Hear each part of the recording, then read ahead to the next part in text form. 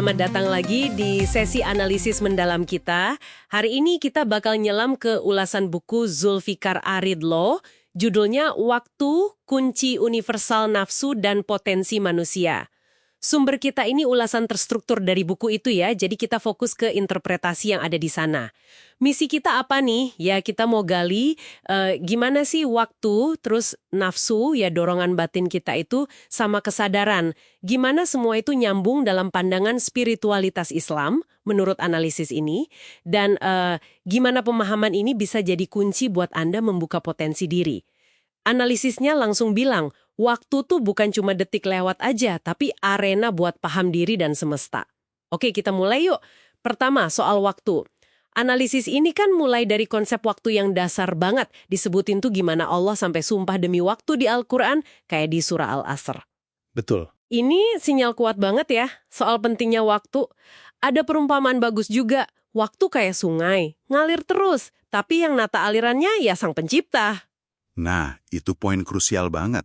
Perspektif ini geser pemahaman waktu ya, dari sekedar lurus aja jadi dimensi spiritual, penuh makna. Waktu itu ciptaan, sementara Allah sebagai al-awal sama al-akhir, dia ada di luar batasan waktu itu sendiri. Di luar batasan waktu ya? Iya. Jadi, tiap momen itu bukan cuma lewat gitu aja, tapi anugerah, sekaligus ya, medan ujian, yang minta perenungan Anda. Analisis ini ngingetin kita buat hargai waktu sebagai manifestasinya gitu. Menarik. Nah, dari pemahaman waktu sebagai arena spiritual ini, gimana analisis ini nyambunginnya ke pemain di dalamnya? Maksudnya diri kita, terutama soal nafsu. Kita kan sering dengernya nafsu itu konotasinya negatif melulu ya. Tapi ulasan buku ini kayaknya punya pandangan lain nih. Lebih bernuansa. Tepat sekali. Analisis ini nempatin nafsu itu sebagai bagian dari fitrah. Kodrat dasar kita lah. Fitrah ya? Iya. Jadi bukan musuh yang harus, dimusnahin gitu, bukan. Tapi lebih kayak energi dasar. Atau diumpamain kuda liar dalam diri Anda. Kuda liar, oke. Tantangannya tuh gimana Anda ngendaliinnya, ngarahinnya. Bukan dimusuhi. Dia itu bagian dari ujian hidup. Ngendaliin kuda liar ini pasti butuh proses ya.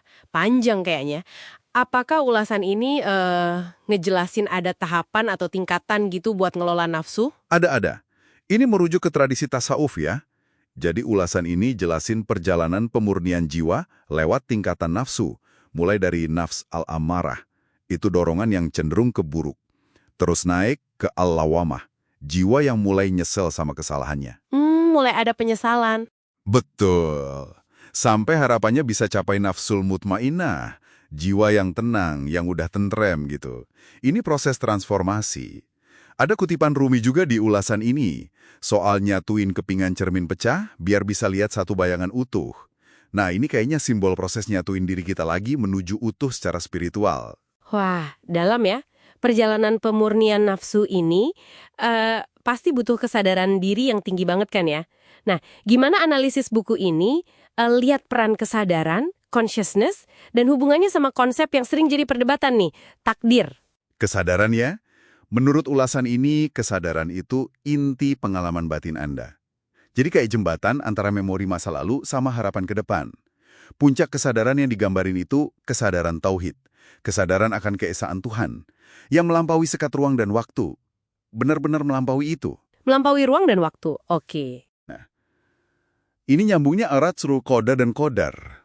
Kalau koda itu dipahami sebagai ketetapan azali ilahi, semacam grand design, gitulah. Oke, grand design. Ya, maka kodar itu perwujudannya di realitas, lewat medium waktu. Oh, jadi ini bukan berarti kita pasrah total aja gitu? Nggak ngapa-ngapain? Sama sekali nggak. Analisis ini seperti digambarin di ulasan, ya, malah nekenin adanya ruang buat ikhtiar. Usaha Anda. Ikhtiar ya? Iya. Ibaratnya, garis besarnya mungkin udah ada kodo, tapi gimana Anda ngisi detail di dalam garis itu kodar, nah itu melibatkan pilihan sama usaha sadar Anda. Anda itu tetap megang kuas dalam lukisan hidup Anda. Gitu. Kesadaran Anda lah yang navigasi ruang ikhtiar ini. Wah, menarik banget alurnya ya. Dari waktu sebagai arena, nafsu sebagai energi yang dikelola, sampai kesadaran jadi navigator takdir. Terus, di bagian akhir ulasan, ada konsep yang kedengerannya modern nih, agak bikin kaget. Kuantum spiritual. Ini maksudnya apa ya? Nyampur fisika sama spiritualitas gitu.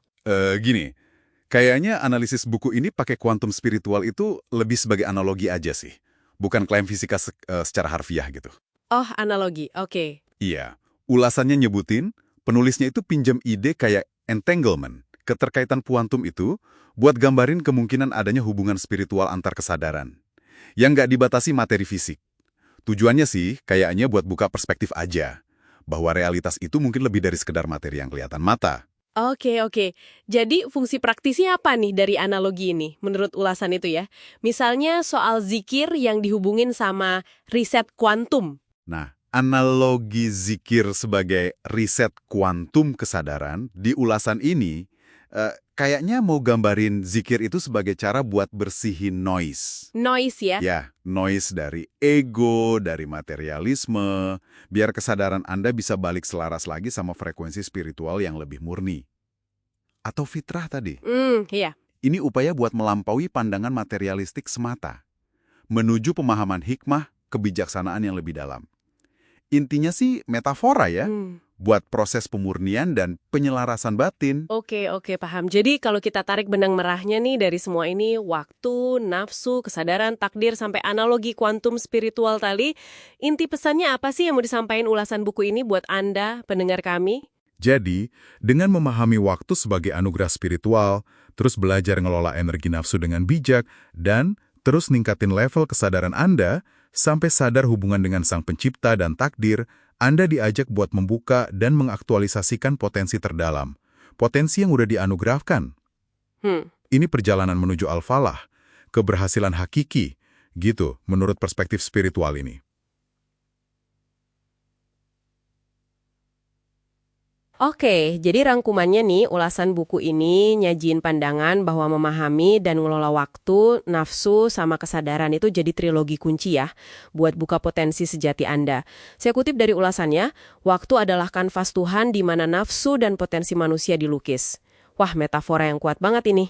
Well, yang sangat berharga. Ini soal nyambungin lagi diri Anda ke fitrah, potensi murni yang Anda bawa dari awal.